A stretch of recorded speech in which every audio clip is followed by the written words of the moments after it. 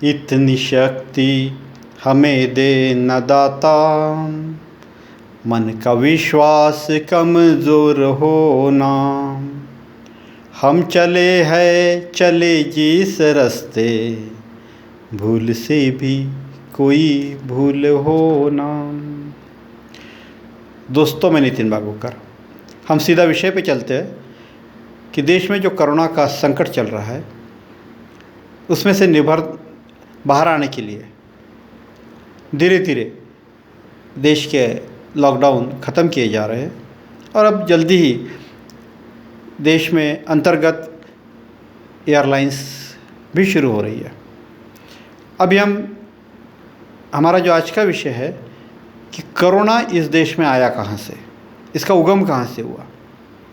हम सब लोग जानते हैं कि जो दुनिया से बाहर से जो लोग आए हैं वो अपने साथ कोरोना लेके आए हैं। बार बार हम लोग पोस्ट देखते हैं, लोगों के विचार सुनते हैं। वो हमेशा बोलते हैं कि अगर बाहर के लोग इस देश में नहीं आते तो इस देश में कोरोना नहीं आता। क्या ये बात सच है? अगर सच है तो लोग आए कहाँ से? एसटी से, बस से, रेलवे से? नहीं, वो सारे के सारे लोग जो आए हैं वो आए हैं एयरलाइंस से। तो अभी हम एयरलाइंस में ऐसी क्या चीज़ है, हम थोड़ा ये सोचने की कोशिश करते हैं कि एयरलाइन से लोग आने के बाद ही कोरोना का संसर्ग क्यों बढ़ा।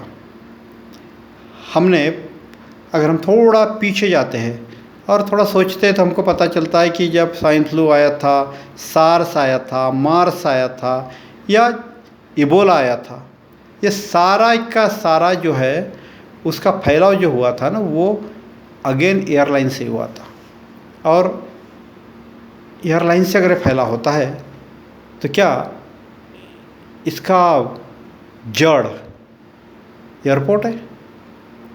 क्या एयरपोर्ट में इतनी गंदगी रहती है कि जहाँ से लोगों को इसका प्रादुर्भाव हो जाता है, इन्फेक्शन हो जाता है? ऐसा कहाँ है? क्या हम जहाँ चेक इन करते वहाँ पे है, या बोर्डिंग पास लेते वहाँ पे है, या जहाँ इमिग्रेशन करते वहाँ पे है, या जो वेटिंग रूम होता है वहाँ पे होता है, या जहाँ कुछ फूड कोर्ट्स होते हैं वहाँ होते हैं, या जो लॉन्ज रहती है जहाँ पे रेस्ट करते लोग वहाँ पे होता है? ऐसी तो जगह मुझे तो कहीं दिखी नहीं है कि जहाँ पर ये सारी मतलब वहाँ पे अनक्लीनलीनेस हो, अनहाइजीन हो और वायरस का फैलाव तेज़ी से हो। बाकी इतर जगह से वो जगह काफ़ी साफ़ सुथरी, क्लीन और उसका काफ़ी अच्छे से रख रखाव किया जाता है। तो फिर हमारा ये वायरस फैलता कहाँ पे है? तो एयरपोर्ट में अगर वो नहीं फैलता है तो हम एयरपोर्ट का दूसरा हिस्सा, दूसरी जगह पे चलते हैं। चलो हम अभी सीधा प्लेन में चलते हैं। क्या फ़र्क है प्लेन में? क्या यहाँ पे वायरस फैलने की आशंका है? हाँ, बिल्कुल है। क्योंकि यहाँ पे एक तो जब हम प्लेन में बैठ जाते हैं तो यहाँ पे जो जगह रहती है वो काफ़ी क्लोज़ रहती है, लोग एक दूसरे के साथ लगे हुए रहते हैं। और दूसरी बात होती है कि यहाँ पे हम एक दूसरे के साथ जो बैठते हैं वो आवर्स में बैठते हैं। छोटा प्लेन रहा 1 आवर्स है, या जो लंबा ट्रैवल्स है तो आपको 10, 12, 16 अलग अलग घंटे के हिसाब से हमको वहाँ पे बैठना पड़ता है। लेकिन क्या यहाँ पर भी जो हमारे जो साथी होते हैं वो भी तो सब एजुकेटेड, हाई फाई होते हैं, सब हाइजीनिक होते हैं, तो फिर वहाँ पे फैलाव होने की क्या चीज़ ये है? क्योंकि ये तो हो नहीं सकता है कि कोई आदमी, जैसे इवन इन वायरस की केस में अगर हम सोचते हैं कि चाइना से लोग आ रहे हैं या बाहर कोई भी देश से आ रहे हैं या भारत से बाहर जा रहे हैं, वो सारे लोग पॉजिटिव थे? नहीं, वो पॉजिटिव नहीं थे। लेकिन क्या एयर ट्रैवल के बाद वो पॉजिटिव हुई है? एयर ट्रैवल के बाद लोग पॉजिटिव होते हैं? ये सवाल है। और अगर होते हैं तो क्यों होते हैं, ये हमको सोचना है। मेरा आज का सवाल ही यह है कि we have to go in root causes. ये फैलाव होता कैसा है और कैसे फैलता है? इतने सारे वायरसेस केवल एयरलाइंस के माध्यम से ही क्यों फैलते हैं, और वो एयरलाइंस को हमने उसके ऊपर अभी तक क्यों रिसर्च नहीं किया? क्योंकि शायद हमारा किसी का ख्याल ध्यान इसके ऊपर गया ही नहीं। हमने टेक इट ग्रांटेड करके रखा हुआ है कि एयरलाइन में ऐसी कोई चीज़ नहीं है कि जहाँ पर वायरस फैले। केवल लोगों की आवाजाही से वायरस नहीं फैल सकता। दोस्तों, हर जगह पे, एयरपोर्ट पे, सारी जगह पे एक नेचुरल एटमॉस्फेयर होता है, एक्सेप्ट कि जब हम एयरप्लेन में बैठ जाते हैं तो वहाँ पे आर्टिफिशियल वातावरण होता है, आर्टिफिशियल एटमॉस्फेयर होता है। ये आर्टिफिशियल एटमॉस्फेयर का स्टडी हमको करना पड़ेगा। जो भी प्रेशर्स, जो भी गैसेस, जो भी वहाँ की कंडीशंस है, क्या ये सारी कंडीशंस, फिर से एक बार बोल रहा हूँ, क्या एयरलाइंस, एयरपोर्ट के अंदर, एरोप्लेन में जो भी सारी आर्टिफिशियल कंडीशन जनरेट की जाती है, क्या वो वायरस को बढ़ावा देती है? या तो वायरस को बढ़ावा देती है या तो इंसान का इम्यूनिटी पावर कम कर देती है। और इस तरह से इंसान का इम्यूनिटी पावर कम कर देती है कि बाद में लोग उसका शिकार बनते हैं। बाहर आएंगे, तुरंत तो कुछ नहीं होगा, बाहर आएंगे, घर आ जाएंगे, उनके बॉडी का इम्यूनिटी पावर उन्होंने लॉस कर दिया है।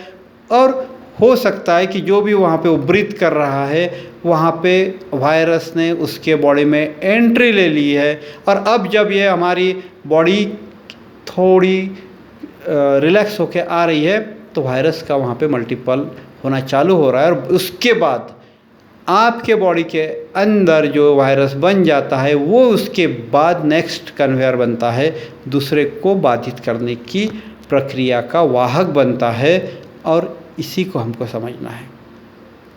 मेरा सब लोगों से अनुरोध है क्योंकि लोग जो एयर से ट्रैवल करते हैं, हमको एयरलाइन से प्रॉब्लम नहीं, हम रूट कॉज एनालिसिस करने की कोशिश कर रहे हैं ताकि इस बार हो गया, अगली बार हमारे ऊपर ऐसी बात नहीं आए। दोस्तों, और एक बात अगर आपने गौर किया है तो जिस बड़े देशों में एयरलाइंस का उपयोग ज़्यादा होता है, उस देश में बाधित लोगों की संख्या ज़्यादा रही है। आज यूएसए में अगर 14 से 15 लाख लोग बाधित दिखाई देते हैं तो हमको पता है कि आज यूएसए से ज़्यादा एयरलाइंस का यूज़ शायद ही कोई और देश में हो। और जिस देश में भी हो रहा है, जो भी डेवलप देश में हो रहा है, वहाँ पे आपको बाधित लोगों की संख्या बढ़ती हुई दिख रही है। आज हमारे भारत में भी जहाँ पर जो स्टेट में मुंबई जैसे राज्य में, मुंबई जैसे शहरों में जहाँ पे एयरलाइंस का ज़्यादा यूज़ होता है, वहाँ पे हमको बाधित लोगों की संख्या मिल रही है। मतलब जो एयरलाइन से आए वो बाधित नहीं, उनके वजह से होने वाले बाधित हमको एंट्री मिल रही है। क्योंकि वहाँ पे ज़्यादा लोग रहेंगे तो डेफिनेटली ज़्यादा वहाँ पे वाहक रहेंगे, वायरस वाला जो किस्सा है उनके ऊपर ज़्यादा अटैक होगा। तो मेरा आप सबसे अनुरोध है, ये वीडियो बनाने का एकमात्र कारण यह है कि हम इस बात पे भी गौर करना बहुत ज़्यादा ज़रूरी है। इसको हम लाइटली नहीं ले सकते। ये बात को हमको या तो प्रूव करना पड़ेगा कि हमारे एयरपोर्ट में या एरोप्लेन में जो वातावरण बनाया जाता है वो वाहक के लिए, वायरस के वाहक के लिए फ़ायदेमंद है या तो नुकसानमंद है। अगर फ़ायदेमंद है तो उसको किस तरह से रोका जाए, क्योंकि एक बार अगर हमको कॉज मिल गया तो उसको रोकना बहुत सिंपल है। दोस्तों, मैं बार बार आपको ये बोल रहा हूँ कि आप मार्क करिए, पिछले 10, 20, 25 सालों में जितने भी इस तरह के डिसीज़ पेंडेमिक फैले हुए हैं, जो भी रोग फैले हुए हैं, इनका प्रादुर्भाव की शुरुआत एयरपोर्ट से ही हुई है। चाहे वो स्वाइन फ्लू रहे कि आज का कोविड-19। दोस्तों, जो भी इस सब्जेक्ट के एक्सपर्ट्स हैं, वायरस का जो स्टडी कर रहे हैं, वायरोलॉजिस्ट जो है, जो भी डॉक्टर्स हैं, और जो भी हमारी एयरलाइंस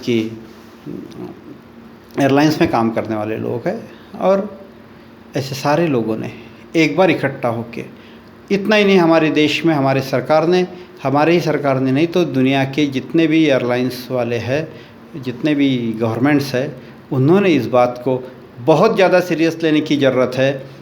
क्योंकि अभी फिर से हमारे एयरलाइंस चालू हो जाएंगे। मैं नहीं चाहता हूँ कि इसके बाद ये प्रादुर्भाव डबल ट्रिपल बढ़े। हम सैनिटाइज़र से लेके मास्क का उपयोग करने से कुछ नहीं होगा, क्योंकि जब वायरस अंदर चला जाता है तो फिर उसको रोकना बहुत मुश्किल है।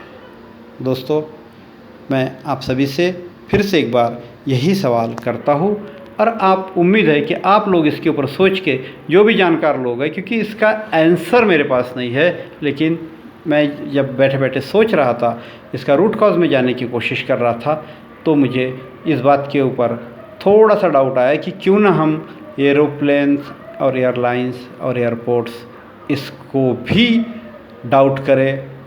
हो सकता है इसकी शुरुआत यहीं से होती होगी। अगर यहाँ पे इसकी शुरुआत होती है तो हम इसको रोक देंगे और इस दुनिया से ख़त्म कर देंगे। धन्यवाद। आपका समय शुभ रहे।